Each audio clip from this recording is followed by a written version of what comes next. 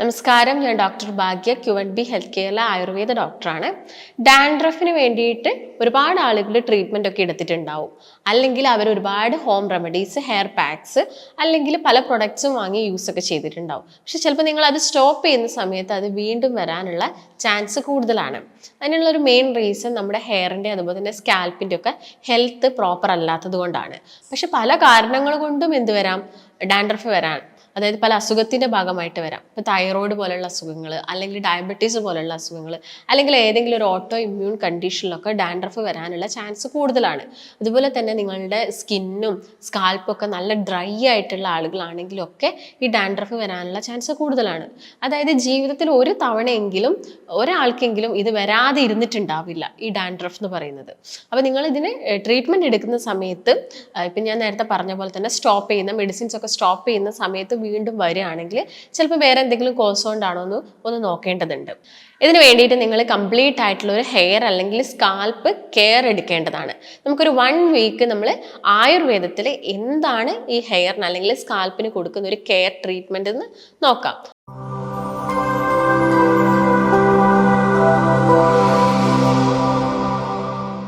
അതിൽ ആദ്യം തന്നെ പറയുന്നത് ഹെയറിന് കൊടുക്കുന്ന ഓയിലിംഗ് ആണ്. അതായത് ഓയിൽ എങ്ങനെ യൂസ് ചെയ്യണം എന്നുള്ളത്. എപ്പോഴും നിങ്ങൾ ഓയിൽ സെലക്ട് ചെയ്യുന്ന സമയത്ത് നമ്മുടെ ഹെയർ ഫാൾ എത്രത്തോളം ഉണ്ട്, അല്ലെങ്കിൽ നിങ്ങൾക്ക് ഡാൻഡ്രഫ് എത്രത്തോളം ഉണ്ട്, ഇടയ്ക്കിടയ്ക്ക് ഡാൻഡ്രഫ് വരുന്ന ആളുകളാണോ, അല്ലെങ്കിൽ വേറെ എന്തെങ്കിലും അസുഖങ്ങളുണ്ടോ, ഈ കാര്യങ്ങളൊക്കെ നിങ്ങൾ കറക്റ്റായിട്ട് നോക്കുക. അതുപോലെ തന്നെ നിങ്ങൾ സൈനസൈറ്റിസിൻ്റെ ബുദ്ധിമുട്ടുണ്ടോ, ഇതൊക്കെ ചിലപ്പോൾ നിങ്ങൾക്കത് മനസ്സിലാക്കാൻ, അതായത് ഒരു ഓയിൽ സെലക്ട് ചെയ്യാൻ നിങ്ങൾക്ക് പറ്റിയെന്നില്ല. അപ്പോൾ നിങ്ങളൊരു ആയുർവേദ ഡോക്ടറൊക്കെ കണ്ടിട്ട് ഏത് ഓയിലാണ് സെലക്ട് ചെയ്യേണ്ടതെന്നുള്ള കാര്യങ്ങളൊക്കെ നോക്കുക. അപ്പോൾ ആദ്യം തന്നെ ഇങ്ങനെയുള്ളൊരു ഓയിൽ സെലക്ട് ചെയ്തതിന് ശേഷം നന്നായിട്ട് സ്കാൽപ്പിൽ അപ്ലൈ ചെയ്യാണ് വേണ്ടത്. ഇപ്പം എല്ലാവരും ചോദിക്കുന്ന ഒരു കാര്യമാണ് ഡെയിലി കുളിക്കേണ്ടതുണ്ടോ എന്ന്. അപ്പം ഡെയിലി നിങ്ങളൊരു ജോലിക്കൊക്കെ പോയിട്ട് ഒരുപാട് പൊടിയും ചളിയും ഒക്കെ സ്കാൽപ്പിലൊക്കെ വന്ന് കിടക്കുന്നുണ്ടെങ്കിൽ ഡെയിലി ഒരു ഹെയർ വാഷ് എടുക്കുന്നത് നല്ലതാണ്. പക്ഷെ നിങ്ങളിപ്പോൾ ജോലിക്കൊന്നും പോകുന്നില്ല, വീട്ടിലിരിക്കുന്ന അമ്മമാരും ഒക്കെ ആണെങ്കിൽ ഡെയിലി കുളിക്കേണ്ട ആവശ്യമില്ല. ഒരു ഓൾട്ടർനേറ്റീവ് ഡേയ്സിൽ മാത്രം ഹെയർ വാഷ് എടുത്താൽ മതി. പിന്നെ ശ്രദ്ധിക്കേണ്ട ഒരു കാര്യം എന്ന് പറയുന്നത്, ഇപ്പോൾ ഡാൻഡ്രഫ് ഒക്കെ ഉണ്ടെങ്കിൽ ആ ഓയിൽ ഡയറക്റ്റ് ആയിട്ട് നമ്മുടെ തലയിൽ അപ്ലൈ ചെയ്യുന്നതിന് പകരം ജസ്റ്റ് ഒന്ന് അത് ഡബിൾ ബോയിലിംഗ് ചെയ്യുന്നത് നല്ലതായിരിക്കും. ഡബിൾ ബോയിലിംഗ് എന്ന് പറയുമ്പം ഒരു പാത്രത്തിൽ കുറച്ച് വെള്ളം എടുത്തിട്ട് ആ വെള്ളം ചൂടാക്കുക. അതിൻ്റെ മുകളിൽ ഒരു പാത്രത്തിൽ എന്തായിരിക്കണം, നമ്മുടെ ഓയിൽ ചൂടാക്കുന്ന രീതിയിൽ ഡബിൾ ബോയിലിംഗ് ചെയ്യുന്നത് ഈ ഡാൻഡ്രഫ് ഒക്കെ കുറയ്ക്കാൻ വേണ്ടിയിട്ട് ഹെൽപ്പ് ചെയ്യും. ഇങ്ങനെ നിങ്ങൾ ഓയിലൊക്കെ അപ്ലൈ ചെയ്യുന്ന സമയത്ത് ഞാൻ നേരത്തെ പറഞ്ഞ പോലെ ഇങ്ങനെ നീരിറക്കം പോലുള്ള അസുഖങ്ങളൊന്നുമില്ലെങ്കിൽ ഒരു 15-20 മിനിറ്റ് നിങ്ങൾക്ക് ഇത് തലയിൽ ജസ്റ്റ് ഒരു മസാജ് ഒക്കെ കൊടുത്തിട്ട് അപ്ലൈ ചെയ്ത് വെക്കാം. എന്നിട്ട് ജസ്റ്റ് സാധാ ടാപ്പ് വാട്ടറിൽ തല വാഷ് ചെയ്യുക. ഓവർ ചൂടുള്ള വാട്ടറും ആവരുത്, അതുപോലെ തന്നെ നല്ല തണുത്ത വെള്ളത്തിലും തല കഴുകരുത്. ഒരു നോർമൽ ടാപ്പ് വാട്ടറിൽ വേണം എന്ത് ചെയ്യാൻ വേണ്ടിയിട്ട്, തല വാഷ് ചെയ്യാൻ വേണ്ടിയിട്ട്. അതുപോലെ ഇപ്പോൾ ഹോസ്റ്റലിൽ പഠിക്കുന്ന കുട്ടികളൊക്കെ ആണെങ്കിൽ ചിലപ്പോൾ അവിടെ ക്ലോറിനേറ്റഡ് വാട്ടർ ആയിരിക്കാം. അപ്പോൾ ഇതിന് വേണ്ടിയിട്ട് നിങ്ങളൊരു ബക്കറ്റിൽ വെള്ളമൊക്കെ പിടിച്ച് വെച്ചിട്ട് ആ ജസ്റ്റ് അടിയിൽ ആ ക്ലോറിനൊക്കെ വരുന്നത് നിങ്ങൾക്ക് കാണാൻ പറ്റും. എന്നിട്ട് മുകളിലുള്ള ആ ഒരു വാട്ടർ മാത്രം എന്ത് ചെയ്യാം, തല കഴുകാൻ വേണ്ടിയിട്ട് യൂസ് ചെയ്യാൻ ശ്രദ്ധിക്കുക. ഇതൊക്കെയാണ് മെയിനായിട്ടും ഓയിലിംഗ് ചെയ്യുന്ന സമയത്ത് ശ്രദ്ധിക്കേണ്ട കുറച്ച് കാര്യങ്ങൾ. പിന്നെന്ന് പറയുന്നത് വീക്കിലി ഒരു വൺസ് ആയിട്ട് നിങ്ങൾ എന്ത് ചെയ്യുക, ഒരു ഹെയർ പാക്ക് കൊടുക്കുക. നല്ലൊരു ഹെയർ പാക്ക് തലയിൽ ചെയ്യുന്നത് നല്ലതാണ്. ഓയിലിംഗ് ഡെയിലി കുളിക്കുന്ന ആളുകളാണെങ്കിൽ ഡെയിലി ചെയ്യുക, അല്ലെങ്കിൽ ഓൾട്ടർനേറ്റ് ഡേയ്സിലാണെങ്കിൽ ഓൾട്ടർനേറ്റ് ഡേയ്സ് ചെയ്യുക. ഇല്ലെങ്കിൽ ഇപ്പോൾ നിങ്ങൾക്ക് എല്ലാ ദിവസവും ഇങ്ങനെ ഒരു 15 മിനിറ്റ് വെക്കാൻ പറ്റുന്നില്ലെങ്കിൽ അതിൻ്റെ ഒന്നും ആവശ്യമില്ല. ജസ്റ്റ് തലയിൽ തേച്ചിട്ട് നന്നായിട്ട് ഹെയർ വാഷ് ചെയ്തിട്ട് ഉണക്കാൻ വേണ്ടിയിട്ടും ശ്രദ്ധിക്കുക. മുടി നന്നായിട്ട് ഉണക്കാൻ വേണ്ടിയിട്ട്. ആ ഒരു ഓയിൽനെസ് തലയിൽ ഉണ്ടെങ്കിലും വീണ്ടും ഡാൻഡ്രഫ് വരാനും പിന്നീട് സോറിയാസിസ് പോലുള്ള കണ്ടീഷൻസ് ഒക്കെ വരാനുള്ള ചാൻസ് കൂടുതലാണ്. ഇപ്പം ഹെയർ പാക്കിൻ്റെ കാര്യം നോക്കുന്ന സമയത്ത് ഞാൻ നേരത്തെ പറഞ്ഞ പോലെ തന്നെ നിങ്ങൾക്ക് വീട്ടിലുള്ള ഒരുപാട് കാര്യങ്ങൾ യൂസ് ചെയ്തിട്ട്, അതായത് തൈര് യൂസ് ചെയ്യാം. നിങ്ങൾക്ക് ജസ്റ്റ് തൈര് മാത്രം അപ്ലൈ ചെയ്ത് കൊടുക്കാം. ഇപ്പോൾ ഡാൻഡ്രഫ് ഒക്കെ ഉണ്ടെങ്കിൽ നിങ്ങൾക്ക് ജസ്റ്റ് തൈരും അതുപോലെ തന്നെ ഒരു ടീസ്പൂൺ വെളിച്ചെണ്ണയും അതിലോട്ട് കുറച്ച് ലെമൺ ജ്യൂസൊക്കെ മിക്സ് ചെയ്ത് തലയിൽ ഒരു ഹെയർ പാക്ക് ആക്കിയിട്ട് അപ്ലൈ ചെയ്ത് കൊടുക്കാം. അതുപോലെ തന്നെ ജസ്റ്റ് നിങ്ങൾക്ക് ആയുർവേദ കടകളിൽ നിന്നൊക്കെ നീലാമരി കിട്ടും. അത് ജസ്റ്റ് എന്ത് ചെയ്യാം, വെള്ളത്തിലൊക്കെ മിക്സ് ചെയ്തിട്ട് ജസ്റ്റ് ഒരു പാക്ക് ആക്കി വെക്കാം. അതോടൊപ്പം തന്നെ നിങ്ങൾക്ക് നെല്ലിക്ക പൊടിയും ഹെന്നയും കൂടി മിക്സ് ചെയ്ത് വെക്കാം. അല്ലെങ്കിൽ ത്രിഫല പൗഡർ, ആയുർവേദ കടകളിലൊക്കെ ത്രിഫല പൗഡർ കിട്ടും. അതും ജസ്റ്റ് വെള്ളത്തിലൊക്കെ മിക്സ് ചെയ്ത് അല്ലെങ്കിൽ തൈരിൽ മിക്സ് ചെയ്തിട്ട് നിങ്ങൾക്ക് സ്കാൽപ്പിൽ ഒരു ഹെയർ പാക്ക് പോലെ ഇട്ട് കൊടുക്കാം. എന്നിട്ട് ജസ്റ്റ് ഞാൻ നേരത്തെ പറഞ്ഞ പോലെ തന്നെ ടാപ്പ് വാട്ടറിൽ കഴുകിക്കളയാം. ഇങ്ങനെ നിങ്ങൾ ഹെയർ പാക്ക് ഇടുന്ന ദിവസങ്ങളിൽ ഓവറായിട്ട് ഓയിൽ മസാജ് ചെയ്യേണ്ട ആവശ്യമില്ല.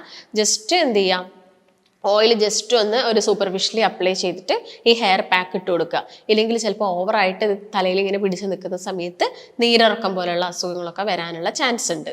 അതുപോലെ തന്നെ നമ്മുടെ ഹെയർ കെയറിൽ ശ്രദ്ധിക്കേണ്ട കുറച്ച് കാര്യങ്ങൾ എന്ന് പറയുന്നത്, നിങ്ങൾ യൂസ് ചെയ്യുന്ന ടവൽ, ഇപ്പോൾ തലയൊക്കെ തോർത്താൻ വേണ്ടിയിട്ട് നിങ്ങൾ യൂസ് ചെയ്യുന്ന ടവൽ എന്ന് പറയുന്നത് വളരെ സോഫ്റ്റ് ആയിട്ടുള്ളൊരു ക്ലോത്ത് കൊണ്ടുള്ള മെറ്റീരിയൽ ആയിരിക്കണം.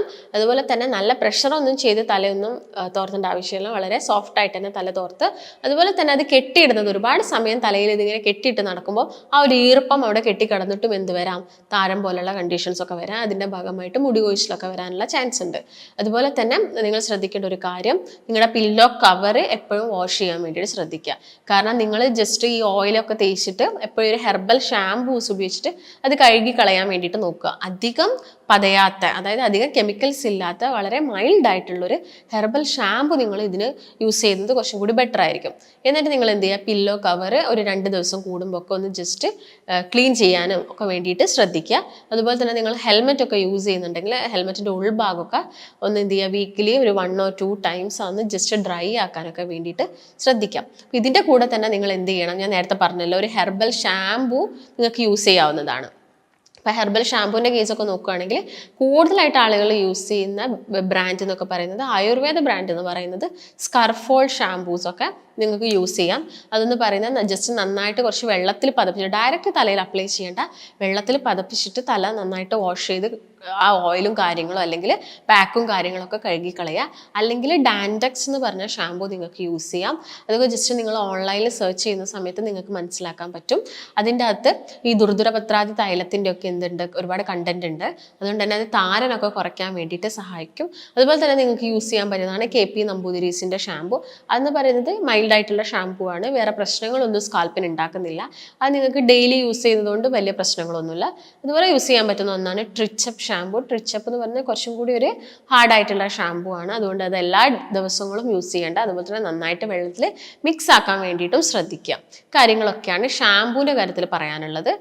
അതുപോലെ തന്നെ ജസ്റ്റ് ഹെയർ കെയർ എന്ന് പറഞ്ഞാൽ ഒരിക്കലും ജസ്റ്റ് എക്സ്റ്റേണൽ മാത്രമുള്ളതല്ല, അതിൻ്റെ കൂടെ തന്നെ നമ്മൾ ഇന്റേണലി എന്തെടുക്കണം, ഭക്ഷണത്തിൽ ഒരുപാട് കാര്യങ്ങൾ ശ്രദ്ധിക്കേണ്ടതുണ്ട്. അത് നമ്മുടെ മുടിയുടെ ആ ഒരു വളർച്ച കുറച്ച് അധികം കൂട്ടാൻ വേണ്ടി ഹെൽപ്പ് ചെയ്യുന്ന കുറച്ച് ഭക്ഷണങ്ങൾ ഏതൊക്കെയാണെന്ന് നോക്കാം. ഇതിൽ ആദ്യം തന്നെ പറയുകയാണെങ്കിൽ എള്ള്, മാക്സിമം നിങ്ങൾ ഡെയിലി ഭക്ഷണത്തിലൊക്കെ എള്ള് ഇൻക്ലൂഡ് ചെയ്യാൻ വേണ്ടി ശ്രദ്ധിക്കുക. അതുപോലെ ബദാം, കറുത്ത മുന്തിരി, അതുപോലെ തന്നെ നിങ്ങൾക്ക് കറിവേപ്പിലൊക്കെ ദിവസവും ഒരു തണ്ട് കറിവേപ്പിലയോളം നിങ്ങൾ കഴിക്കുന്നത് നിങ്ങൾക്ക് ഈ ഹെയർ ഗ്രോത്ത് ഒക്കെ കൂട്ടാൻ വേണ്ടിയിട്ടോ ഒക്കെ സഹായിക്കും. ഡാൻഡ്രഫ് ഒക്കെ കുറയ്ക്കാൻ വേണ്ടിയിട്ട് സഹായിക്കും. അതുപോലെ തന്നെ ഫ്രൂട്ട്സിൻ്റെ കേസ് നോക്കുകയാണെങ്കിൽ വൈറ്റമിൻ C ഫ്രൂട്ട്സ് ഒക്കെ കഴിക്കുക. അതുപോലെ തന്നെ അനാറ് നന്നായിട്ട് കഴിക്കാൻ വേണ്ടിയിട്ട് നോക്കുക. നന്നായിട്ട് വെള്ളം കുടിക്കുക. ഒരു 2 മുതൽ 3 ലിറ്ററോളം വെള്ളം കുടിക്കാൻ വേണ്ടിയിട്ടൊക്കെ ശ്രദ്ധിക്കാം. മെയിനായിട്ടും ഹെയർ കെയറിൽ ഭക്ഷണം എന്ന് പറയുന്നത് ഇതൊക്കെ തന്നെയാണ് നിങ്ങൾ ശ്രദ്ധിക്കേണ്ട കുറച്ച് കാര്യങ്ങൾ. ഇതിൻ്റെ കൂടെ തന്നെ നല്ലൊരു ഹെയർ കെയർ, അതായത് ഒരു 1 വീക്ക് ഹെയർ കെയർ നിങ്ങൾ ചെയ്യുമ്പോൾ തന്നെ നിങ്ങൾക്ക് ആ ഒരു വ്യത്യാസം മനസ്സിലാക്കാൻ സാധിക്കും. അപ്പോൾ നിങ്ങൾക്ക് എന്തെങ്കിലും സംശയം ഉണ്ടെങ്കിൽ അല്ലെങ്കിൽ ഏത് ഓയിലാണ് യൂസ് ചെയ്യേണ്ടത് എന്നുള്ള ഡൗട്ടും കാര്യങ്ങളൊക്കെ ഉണ്ടെങ്കിൽ താഴെ കാണുന്ന നമ്പറുമായിട്ട് ബന്ധപ്പെടുക. നമുക്ക് മറ്റൊരു നല്ല ഹെൽത്ത് ടോപ്പിക്കുമായിട്ട് വീണ്ടും കാണാം. നന്ദി.